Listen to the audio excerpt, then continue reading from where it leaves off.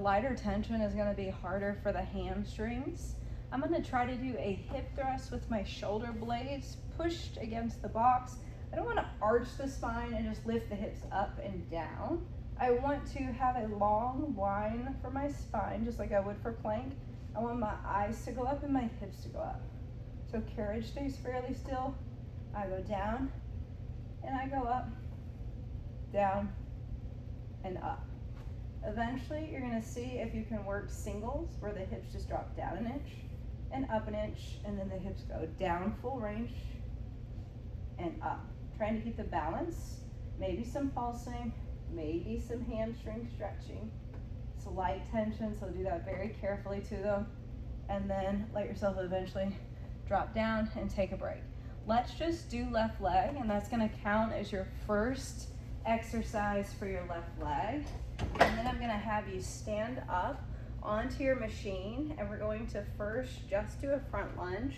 So left foot's gonna go right onto your platform, and you're gonna have your right foot pushing back, and all you're gonna do is lunge forward and back. Create your own sequence, whatever it would be. Whenever you're done, you're gonna take your feet to the platform, and then you're gonna take your feet to the floor, and we'll come down and we'll do a similar set. We're gonna let ourselves go lunging forward, add a kick in there so that you're already bringing the knee into the hip line right away, so that eventually the knee can stay right underneath the hip, and then it turns into stationary. And let's keep the carriage really still as we go stationary, down and up, and then have a moment where we pulse the standing leg and then pulse the back leg. Pulse the standing leg, and then pulse the back leg. Arms can be included, but just be mindful that you might not do it your first time standing on the carriage if they feel unstable. You might just grab your dumbbells once you hit the floor. That's completely up to you. So let's see if we can move our box into a different position. I'm instead gonna take it down to the floor beside me. So once I've finished all of my leg work, I'm gonna have the box already waiting for me on the other side, and I'm gonna see if my hands can go right here onto the cushion at the top of my box, and then I'm gonna see if my feet can go stacking right next to the shoulder rest. My right's gonna go on top of my left, my hips are gonna go up, and my hips are gonna go down. So we'll just do a classic plank to pike where the carriage is moving in and out, and then we'll bring it down, so knees will gently drop down. We'll put our elbows down and we'll do something very similar, but instead bending the knees, coming in, stretching the legs, going out.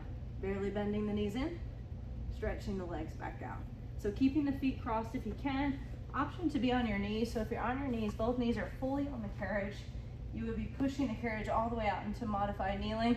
You can lift the hips up just like we would plank to pike, and bending your knees in is basically the same thing. The hips just don't lift. They just drag underneath the torso and then right back out. So once you're finished with that, we're gonna see if we can do arms facing the back. So we're gonna grab our strap. You choose the tension depending on what you choose to do, whether it's a yellow or a green. So we can go curl, row,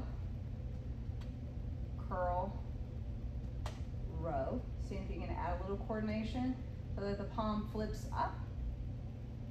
We go narrow row right next to the ribs, palm faces up, and then we go wide row, pull. See if that's challenging enough. You might continue on with the arms if you want to do a little bit more. And then let's see if we can scoot our box forward so that when we lay down and slip our leg all the way into the strap, create any kind of sequence, whether it's a toe tap, whether it's a frogger kick, in and out. You choose. If I was doing a frogger kick, I might go in, out, and then twist towards the strap. You could go heel tap, twist to the strap, and it could turn into inner thighs, in and out. Create some kind of sequence where you include a little bit, if not all of that, into the sequence. And then we would put our strap completely back, and we'd go right back to the top of everything. So that means you would move your box right back onto the carriage, you would go back to your hip thrust, making sure your tension is right. We kept it on yellow, so all that was light, but if you move to a green spring instead to make it a little bit harder,